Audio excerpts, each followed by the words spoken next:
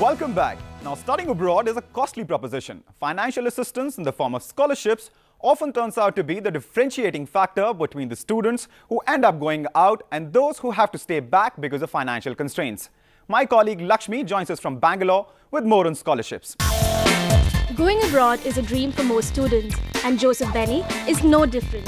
Having graduated from the Vellore Institute of Technology, Joseph was an average student at college, but that hasn't stopped him from setting his sights on getting into a foreign university.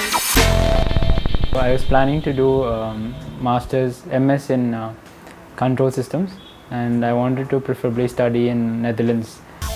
But there is one hurdle that stops him from going forward with his dream. I'm not too sure whether I'll be able to fund my education, even though even if I get an admit, and the cost comes to around 40 lakhs. And Joseph is not the only one.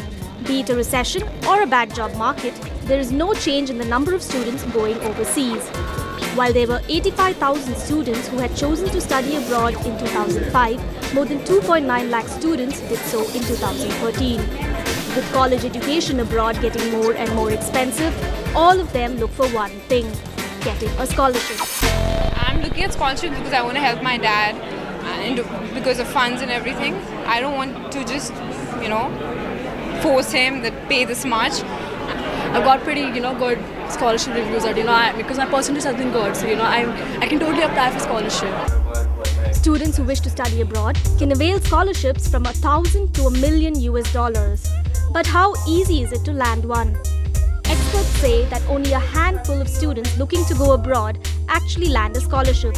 And this is not because they did not try, but because they did not know any better. There are plenty of scholarships available for Indian students. I would say annually there are around 13,000 or more totally. There are three types of scholarships. You have the merit or the talent-based scholarships. Then you have the need-based scholarships, and finally trust-based scholarships. The falling rupee also has done nothing to ease expenses for students. The currency fluctuation has meant that students now have to shell out 15 to 20% more on everything, including fees, education loans, and living expenditure. So the sentiment in the market at present is very positive, but whenever there is a depreciation in the rupee value, we definitely see a decrease in the amount of applications we receive. The students and the families, the liability for them actually increases a lot. Wherever there is a 10% increase in the value of rupee, or wherever there is a dollar and rupee depreciation is 10%, the liability also increases with the 10% for the students and the family.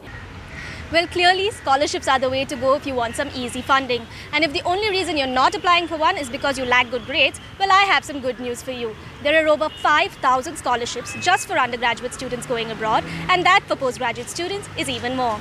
Scholarships that students can apply to include merit-based scholarships for the best academic performance, prestigious scholarships given on national and international levels like the Gates Millennium Scholarships, and even talent acquisition funding like athletic and performance arts scholarships. Wondering how a college benefits from offering these partial and full fee waivers?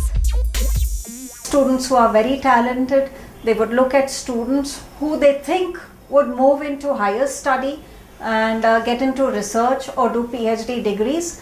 Such kind of students would contribute to the research rating as well as the ranking of the university. The experts at Scholarship Database Univariety say that a very few common mistakes cost students funding. One of them is a lack of knowledge of the number of scholarships that are available. If they have an intention to apply for a scholarship, they must specify that right from the beginning, but they must create a focus, not showing that financial requirement is there, but they must create a focus to highlight their performance potential. Some of the most common scholarships being availed by students in India include those offered by the INLAC Foundation, the Commonwealth, and the Fulbright scholarships. Here are some quick tips to help you with your application for funding. Apply for every scholarship there is. If you apply for 100, you will have a chance of qualifying for 10. Start early. Some of these scholarship processes take a long time, and the earlier applicants have an edge over the others. Go for smaller scholarships. Multiple awards of even just $4,000 may help cover half your tuition fee. And finally, make sure you look for scholarships offline. Some of the best funding you can receive is never advertised online, like what companies give for employees' children and also what sporting associations give for deserving sports candidates. In Bangalore, LAKSHMI, SHRIVASTAVA, NDTV. First thing is to do lots of research and to really pick a university and a course that suits your interests. Ranking at the university, I think, because if they're going to spend all that time in another country and invest their hard-earned money, then they need to come out with a very good degree. Cost, do your parents have the comfort zone level to bear the cost? Has got to be the first one. I don't advise any student to put unnecessary financial burden on their parents. Think about your career. How is this course going to support your career goals? And I think the fifth one would be employability, because at the end, when you spent all that time studying, you want to be sure that you can get a good job at the end of it, and that's why your future career. Catch the heads-up episodes you might have missed during the week at these times only on NDTV Prime.